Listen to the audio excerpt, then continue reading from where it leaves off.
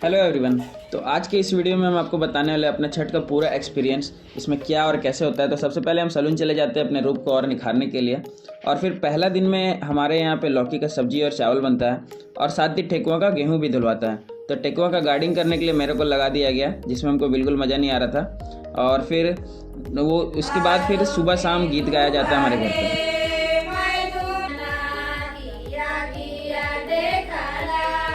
तो अगले दिन था खरना, जिसका तैयारी करने के लिए हम और मेरे पापा चले आते सुबह सुबह मार्केट, और यहाँ से सारा सामान लेने के बाद हमको रास्ते में दिखता है फूल, तो हम इसको भी ले लेते ताकि घर थोड़ा सजा सकें। और ये जो सभी सामान देख रहे हैं आप मार्केट में, ये सिर्फ छठ का सामान बिक रहा है, जिसमें फल फूल पूजा का सामान, हर एक चीज़ जो छठ में इस्तेमाल होता है वो सब बिकता है इस मार्केट में। और फिर वहाँ से दोपहर में हम और भैया आ जाते हैं एक होलसेल का दुकान, यहाँ पे हम अपने लिए जीन्स लेते हैं, और शर्ट यहाँ पे हमको नहीं पसंद आता है, तो हम और भैया वापस से चले जाते हैं संजय मार्केट। और यहाँ पे 7-8 दुकान देखने के बाद शर्ट हमें फिर भी नहीं पसंद आता है, तो हम दोनों चले जाते हैं बिष्टुपुर, जो कि गली गली होके जाना पड़ता है क्योंकि हमारे पास हेलमेट नहीं था। और फिर यहाँ से सारा सामान हम लोग को पसंद आ गया, दोनों भाई अपने अपने लिए कपड़ा लेते हैं, और फिर वहाँ से चले जाते हैं हम लोग वापस से घर, क्योंकि यहीं पे हम लोग का बहुत लेट हो गया था। और घर जाके वापस बहुत सारा काम करना था, जैसे कि दूध लाना, चावल लाना, खीर बनाने के लिए चीनी, और बाकी से इतना सामान रहता है वो सब सजाना, घर सजाना। और घर आके देखते हैं तो दुआरी पे हमारे गोबर से नीपन और अल्पिना मिट्टी से बहुत अच्छा डिज़ाइन बनाया हुआ था, जो कि हमारे बगल में रहने वाली गुड़िया दी ने बनाया था, तो उनको एक स्पेशल थैंक्स। और उसके बाद फिर हम लग जाते हैं अपना मजदूरी कलेक्ट करने के लिए, जैसे कि घर सजाना। और घर सजाने के बाद मेरे को ये सब चीज़ नहीं आता था, तो भैया मेरे को बता रहे थे, और वो नहीं कर पा रहे थे क्योंकि उनके पैर में इस बार चोट लग गया था। तो यहाँ से घर वर सजाने के बाद फिर भैया मेरे को भेजते हैं टेंट वाले के पास, ताकि शाम में जो यूज़ होगा वो बर्तन और चेयर वगैरह हम ला सकें। तो मेरे को वहाँ पे से फिर हम चले जाते हैं टेंट वाले के पास, और यहाँ जाके हम इतना बर्तन देख के कन्फ्यूज हो जाते हैं। तो फिर से हम भैया को लगाते वीडियो कॉल और पूछते हैं कौन सा बर्तन कितने साइज़ का लेना है। और यहाँ से बर्तन वगैरह लेने के बाद, और एक हमारे धीरज भैया, उनकी मदद से हम ये सब सामान एक बार में ही घर पहुँचाते हैं। और फिर वहाँ से डायरेक्ट घर पहुँच के नहा धो करके हम लग जाते हैं प्रसाद बनाने में।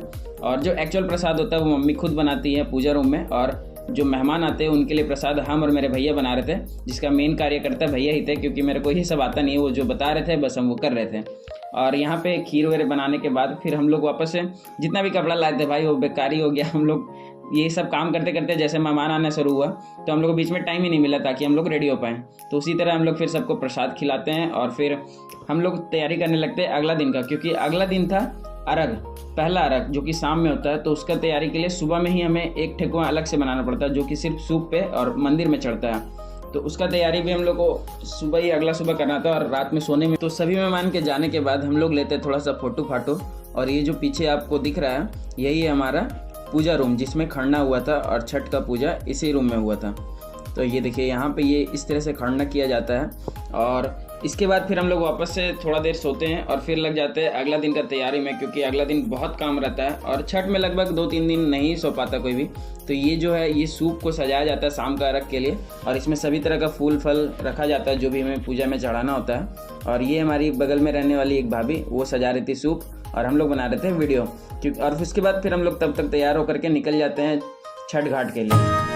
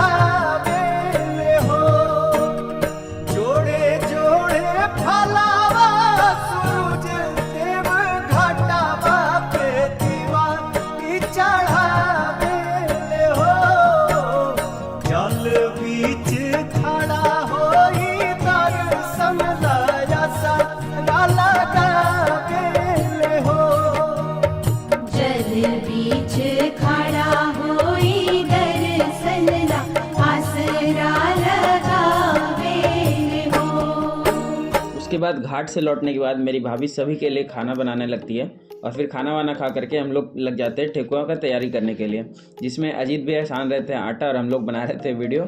और उसके बाद मेरी फूआ, मेरी बगल में रहने वाली दीदी, और मेरा एक फ्रेंड जो कि मेरा गंजी पहन के बैठा है, आप पहचान गए होंगे, वो सब कोई मिलके हम लोग ठेकुआ बनाने लगते हैं। और उसके बाद ठेकुआ बनाते बनाते सब कोई बातचीत और ऐसी गीत वगैरह हो रहा था। और ये देखो, ये ऐसा फेस्टिवल है ना, इसमें आप किसी को भी बोलोगे अगर हेल्प के लिए तो वो अपना काम छोड़ करके आपके घर आ जाएगा हेल्प करने के लिए। और क्योंकि इसमें मज़ा भी आता है बहुत, तो रात भर जागना पड़ता है, लेकिन इतना मज़ा आता है कि आपको एकदम थकान महसूस नहीं होता है। और फिर रात में हमें ठेकुआ बनाते बनाते ही 3 साढ़े 3 बज गया था।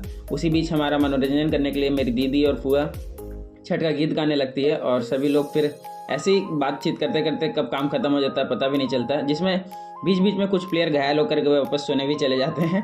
तो ये सब ठेकुआ बनाने के बाद और फिर हम लोग सो नहीं पाते, लास्ट में फिर सुबह हो जाता है 3, तो फिर हम लोग वापस से नहा धो के अपना सुबह वाला अर्घ देने के लिए सबको तैयारी करने लगता है। और यहाँ से फिर सिंदूर उंदूर लगाने के बाद एक दूसरे को, मम्मी लोग, हम लोग नहीं, और फिर यहाँ से सूप बंधा जाता है। और सूप बंधाने के बाद वापस से हम लोग सुबह निकलने के लिए जो नहीं उठ रहा था उस सबको उठा करके सबको रेडी होकर के सुबह घाट के लिए निकल जाते हैं। हमारे यहाँ ऐसा माना जाता है कि अगर आप निस्वार्थ भाव से अपने परिवार के लिए कुछ भी मांगते हो तो छठी मैया और सूर्यदेव उसे ज़रूर पूरा करते हैं। मैं भी आप सबके लिए प्रार्थना करता हूँ कि आप सब जो भी लोग इतना मेहनत कर रहे हो अपने पढ़ाई को लेकर के, कुछ और सपने को लेकर के, आप सबका मेहनत रंग लाए और आपको आपका मेहनत के हिसाब से फल ज़रूर मिलेगा और जल्द ही मिलेगा। और हाँ, मैंने अपनी पिछली वीडियो में भी बताया था कि यकीन 5.0 लॉन्च हो चुका है। तो जितने भी बच्चे अभी तक पढ़ाई नहीं कर पाए, तैयारी में उनका डिसकंटिन्यू हो गया किसी भी कारण से, तबीयत के कारण से, आलसपन के कारण से, जो भी कारण हो, लेकिन अभी भी आपके पास बहुत टाइम है।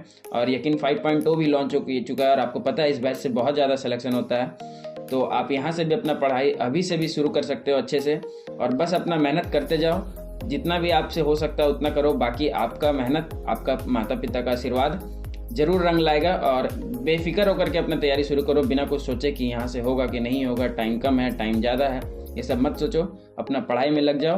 और आप सभी को हैप्पी छठ पूजा। तो यहाँ अर्घ देने के बाद पंडित जी सत्यनारायण भगवान का कथा करवाते हैं, और यहाँ से कथा खत्म होने के बाद मंदिर होते हुए हम लोग घर चले आते हैं और फिर सबके लिए प्रसाद बांटने का तैयारी करते हैं। एक बार फिर से आप सभी को मेरे और मेरे पूरे परिवार की तरफ से हैप्पी छठ पूजा।